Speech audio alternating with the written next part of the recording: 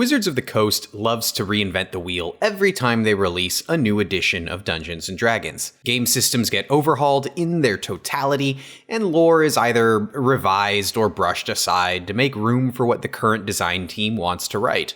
And this once-a-decade refurbishment of the D&D brand never fails to spark arguments among its dedicated consumers and fans. Yet few of these arguments can summon up as much passion and vitriol as the question, are Takhisis and Paladine really Tiamat and Bahamut?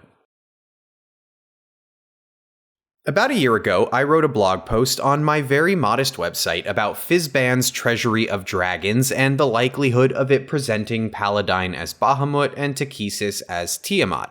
At the time, I was one of those gamers against the comparison. I wanted Paladine to be Paladine, Bahamut to be Bahamut, Takhisis to be Takhisis, and Tiamat to be Tiamat. Wholly distinct entities, unique to their respective game worlds.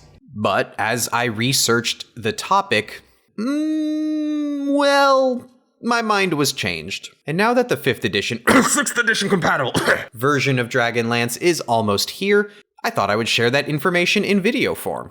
For those who are new to Dragonlance and who may not be familiar with the many smaller skirmishes in the ongoing edition wars, the argument I'm discussing in this video is one of the classics. Ask whether or not Paladine and Bahamut are the same god, and numerous voices will speak out against the very notion. Meanwhile, even suggest that Takhisis and Tiamat are the same deity, and those same voices will become a whole lot more intense, because nobody messes with our 1980s Stone Fox bondage mama. But as I said, I used to feel this way too, so I totally get why people would want to keep them separate. Fans who love Dragonlance naturally want to see it continue into the future with the same favoritism and support Forgotten Realms has benefited from over the decades.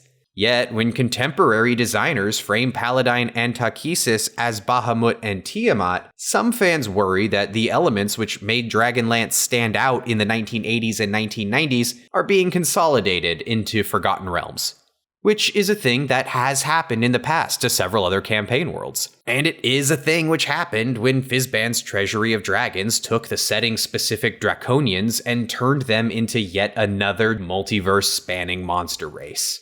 Fans saw the most iconic monster in all of Dragonlance, one of the few elements to truly distinguish the setting from other fantasy worlds, stripped down into something universal with none of the context that Dragonlance gives them. So the concerns some of these fans have are not entirely irrational. Likewise, many fans of Dragonlance support Weiss and Hickman above other Dungeons & Dragons authors, seeing them as the sole composers behind the Dragonlance campaign due to their collaboration on the first Dragonlance novels. Now, because both authors have said that Paladine and Takhisis are not Bahamut and Tiamat, many agree that it must be true. It's important to them that it be true, because supporting the authorial intent behind Dragonlance is more important to these fans than simplifying the game by consolidating story elements across the Dungeons & Dragons multiverse. And attempting to contradict that authorial intent is seen as a betrayal of the contributions Hickman and Weiss have made to the game and its culture, which is why some people can be a little intense about it. Anyway, over the years, I've seen two main arguments from people who think Paladine and Takhisis should be distinct and separate from Bahamut and Tiamat. One argues from a position which prioritizes lore. What does the campaign setting say about these gods? The other argues from a position which prioritizes provenance. Which gods came first, and what were the conditions surrounding their creation?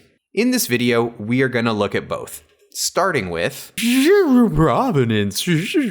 We should look at the provenance argument first because it gives us the most to work with. Much of this debate has to do with the Platinum Dragon and the Chromatic Dragon from original Dungeons & Dragons, because no one would be arguing over these gods if they did not all use the same two dragons for their avatars. Now, both of these dragons first appear as Bahamut and Tiamat in the Advanced Dungeons & Dragons 1st Edition Monster Manual.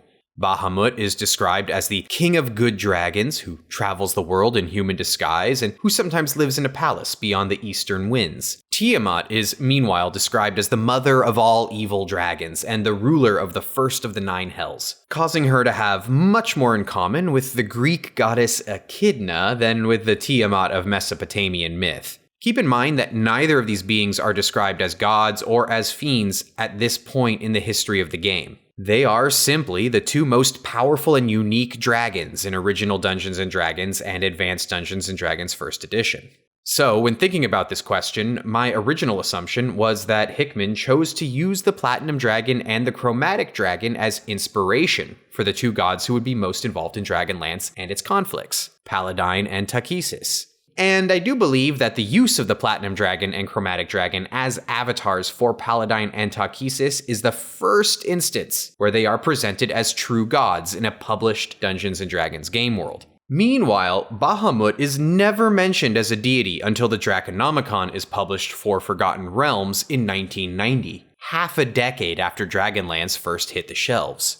So, a strong argument can be made that Paladine and Takhisis are the first dragon gods to use these forms, and so we should treat them as distinct entities who are separate from Bahamut and Tiamat. Paladine and Takhisis have the provenance as gods, and that should be respected. Except for the fact that there is more to the story.